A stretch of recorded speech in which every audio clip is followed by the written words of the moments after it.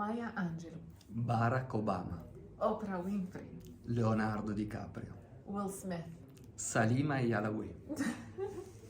Queste sono la nostra top 3 delle persone più carismatiche per noi.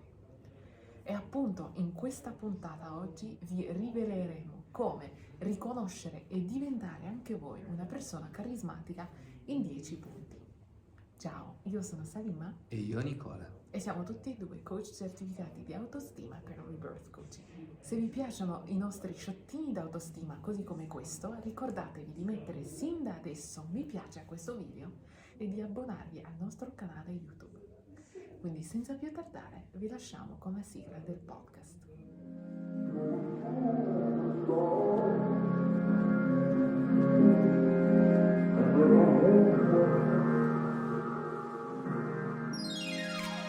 Ciao a tutti e benvenuti in Sciottini d'autostima, il podcast che ti fornisce spunti concreti per accrescere di giorno in giorno la fiducia in te, sia nella tua vita personale che professionale. Noi siamo Nicola e Salima, coach certificati di autostima ed esperti delle migliori tecniche di coaching al mondo, tali la neuroscienza, la programmazione neurolinguistica, l'ipnosi, le tecniche di liberazione emotiva, la time therapy ed il life and success coaching. In Rebirth Coaching usiamo queste potenti modalità per aiutare i nostri clienti in tutto il mondo a sostituire le loro paure, traumi del passato o blocchi mentali con il sistema di convinzioni che necessitano per costruirsi una vita e carriera di successo che dia loro piena soddisfazione. E ancora una cosa, oltre a questo nostro ricco curriculum, siamo partner sia nella vita privata che professionale.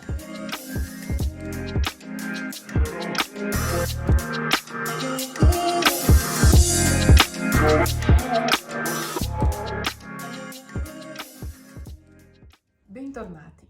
Primo punto per diventare anche voi una persona carismatica.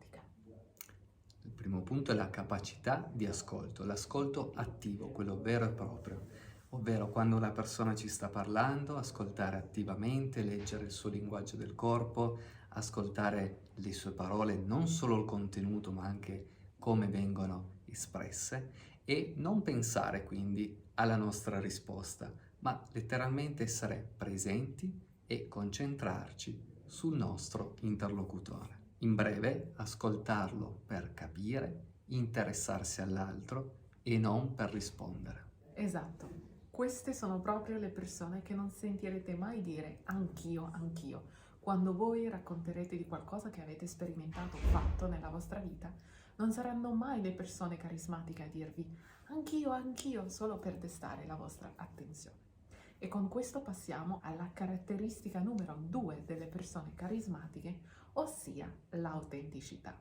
Come sapete benissimo, l'autenticità è il mio valore numero 1 e l'autenticità cosa vuol dire? Vuol dire essere veri per i propri valori, presentarsi al mondo così come si è, perché avete così tanta fiducia in voi stessi e nel vostro valore proprio che non avete bisogno di fingere di essere un'altra persona, di cercare di corrispondere agli standard della società per essere accettati o ammirati dagli altri. Questo vuol dire accettare e veramente abbracciare la vostra singolarità e non cercare a tutti i costi di essere apprezzati dagli altri.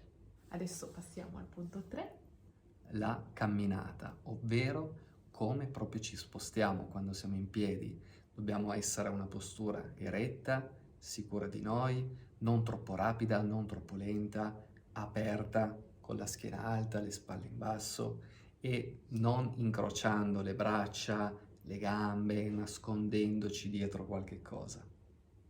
Legato al modo di spostarci c'è anche la postura, ossia il linguaggio non verbale, che come ben sapete è il 38% di quello che percepiamo di una persona.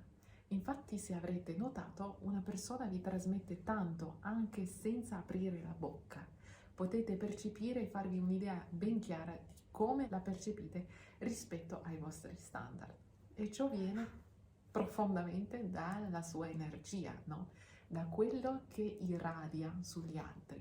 Ovviamente quando si ha fiducia in se stessi ci si tiene in un certo determinato modo, c'è anche il fatto di non doversi far valere presso gli altri, di non farsi vedere dagli altri, ma semplicemente di essere così come si è.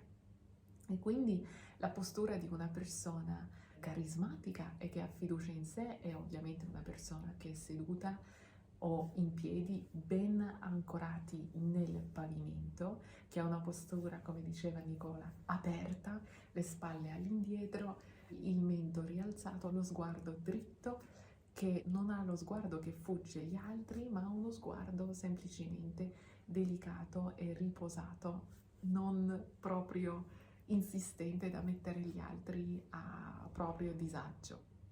La postura è anche il fatto di ancorarsi nella terra e di dire io sto bene così come sono e là dove sono.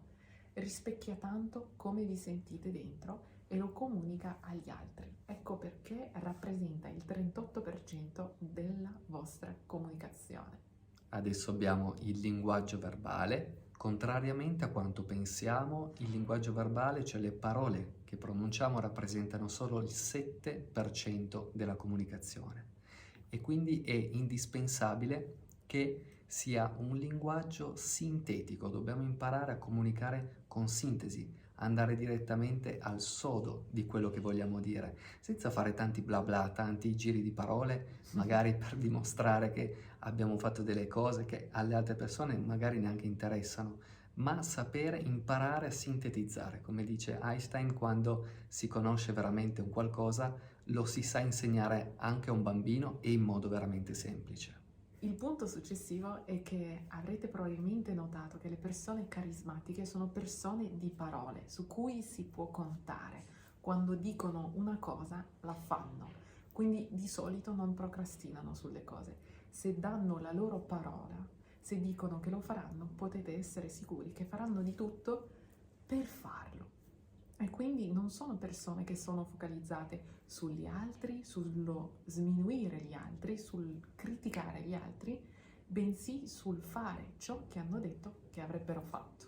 Prendere decisioni rapide e giuste e fare azioni misurate e intelligenti, ovvero avere chiarezza, fiducia in sé di quello che si vuole, quindi non necessita tanto tempo, ma si decide quasi istantaneamente perché si ha fiducia in se stessi e si sa quello che si vuole.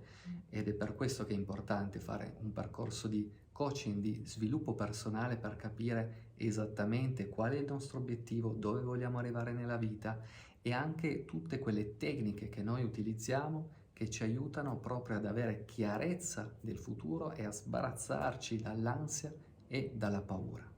Penultimo punto, avrete notato sin dalle persone che abbiamo citato all'inizio, che noi troviamo carismatiche e quelle che per voi sono un esempio, che di solito le persone carismatiche sono profondamente buone, agiscono con benevolenza, con sincerità e sono veramente semplici dentro dentro. Cioè non cercano di apparire, non cercano di impressionare nessuno, e quindi sono semplicemente in linea con chi sono davvero e con i loro valori profondi. Ciò vuol dire che non hanno bisogno di destare l'attenzione o la stima degli altri per mancanza di stima in se stessi, no, ce l'hanno già di per sé, e inoltre non hanno neppure bisogno di sminuire gli altri, come parlavamo in un precedente episodio del podcast, perché hanno fiducia nel loro valore e vedono anche il valore di chi incontrano per strada.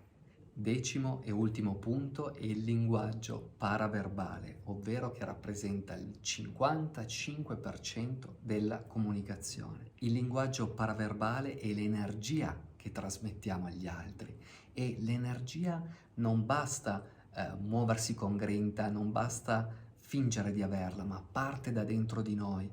Quando siamo fiduciosi di noi stessi, abbiamo autostima, la trasmettiamo agli altri, la sentiamo e le altre persone la percepiscono a distanza, veramente anche a chilometri.